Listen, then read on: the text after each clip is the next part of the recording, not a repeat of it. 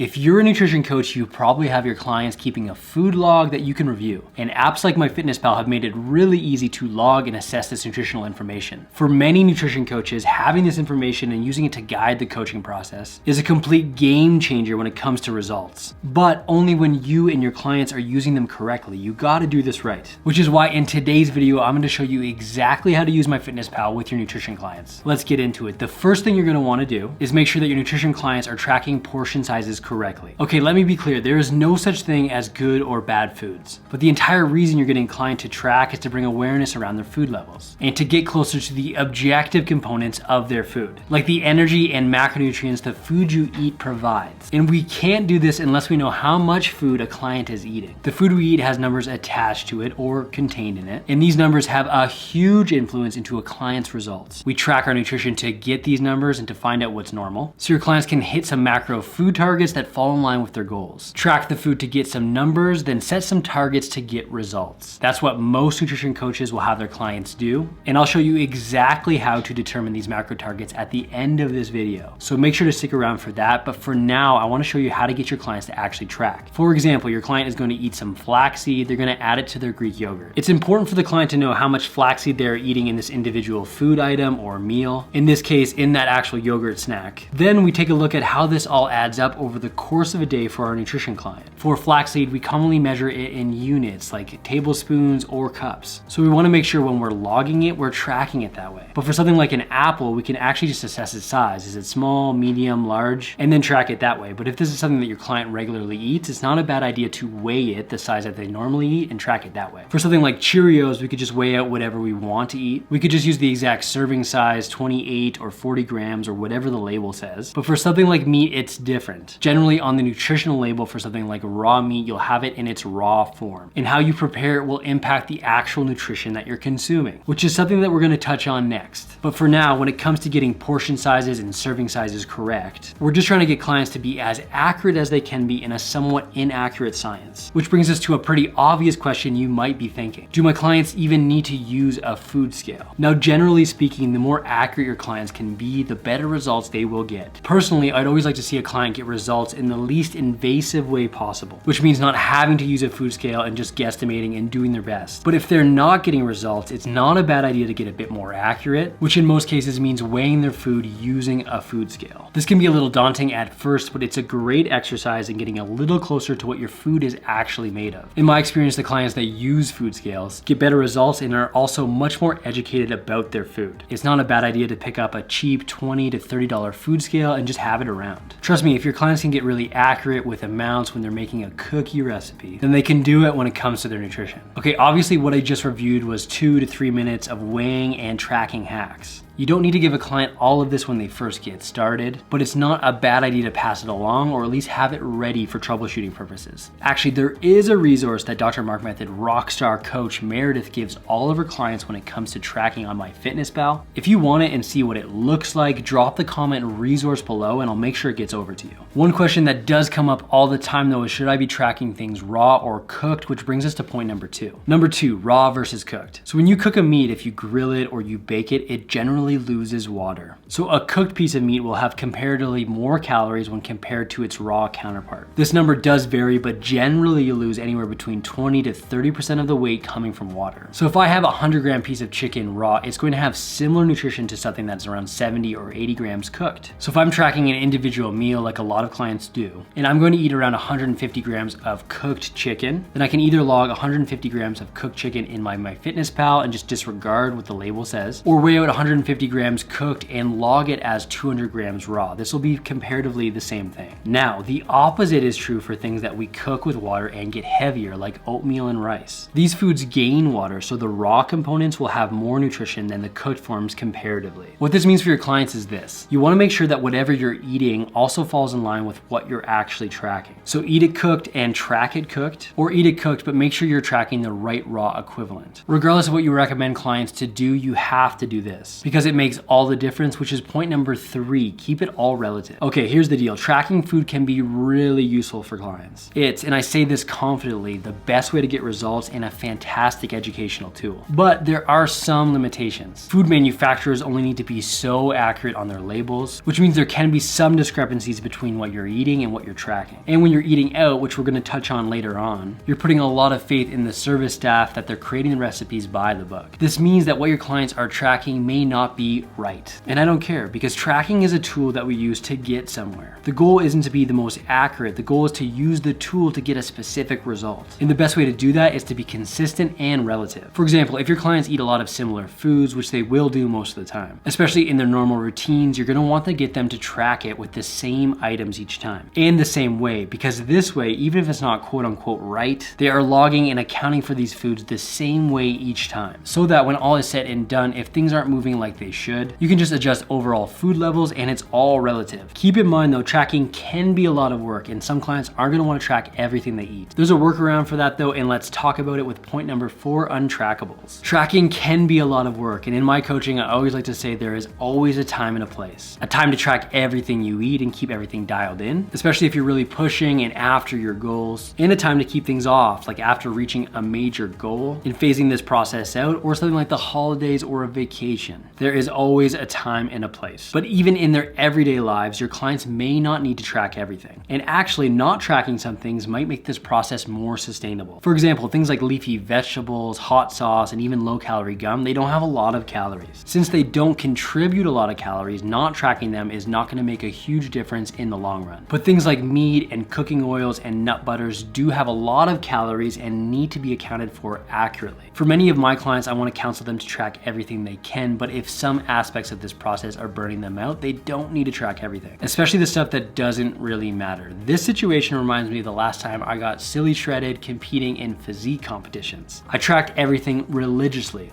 except a few things. One of them being the almond milk I put in my coffee every single day. I couldn't be bothered to do it. And it didn't really matter. Look at the outcome. Coaching is a game of compromise and picking battles, and it's smart to do this with what you get your clients to track. One thing that clients are gonna ask often though is what to do with food items that don't have labels or foods you prepare from home. And let's chat about that next in point number 5, recipes and homemade meals. Not everything has a label, and this can make it tough to track. And the foods we prepare at home from scratch with fresh ingredients, you know, the ones that are health promoting and balanced nutritionally and inexpensive? Yeah, those ones can be hard to track. But if your clients eat them and prepare them often, they can account for them and make them easy to track. The best way to do this is to make a recipe in MyFitnessPal and log it to the individual servings. This works well for batch meals and things that clients prepare for themselves and their families, like stews and chilies. Chili is a great example. If it's a similar recipe that they prepare all the time, they want to create a recipe and add in all the individual ingredients. Then when they eat it, they can track it to the individual servings. This is really easy to do and worth the time if it's a recipe that your client eats a lot. Now, if it's a one-off and it's something that they don't eat all the time, that's a situation where it's best to guesstimate and just search something, log it, and log the thing that seems the most realistic. Which brings me to my next point. When is it okay to guesstimate? Point number 6, social meals. As we talked about earlier, sometimes eating out can be tough to track. Maybe a client is in a social situation that's tough to navigate, and obviously they don't know exactly how the food is being prepared. But that's okay, because guesstimating and estimating what is in something is always better than having nothing at all. In most cases, just getting them to do the best they can is always better than this, which is avoiding going out because they can't track it, or just saying screw it and eating whatever they want. Tracking allows clients to find the middle ground, where they can eat what they want and still reach their goals, and to me, that's the best of both worlds. Many restaurants and fast food chains now list all the information nutritionally, so you can just search on MyFitnessPal and find the actual items. And many other more private restaurants will have online menus, which means that a little bit of planning and searching in advance will go a long way. This is a strategy that I've had many busy corporate clients use to great success. Point number 7, track everything. Chances are there is something that your client is missing. Early in the video, I talked about untrackables and setting priorities, but chances are there are some things that your clients are missing that are really impacting their results. Stuff like sneaky liquid calories and even condiments. Now, generally, I do like to err on the side of being less invasive, but when things aren't going well with the client, it may be because there is something missing in their tracking log, either tracking something incorrectly or just flat out missing something that they regularly eat. I've had some clients eating up to 40 grams of fish oil and not tracking it, and that was 100 to 150 calories they were missing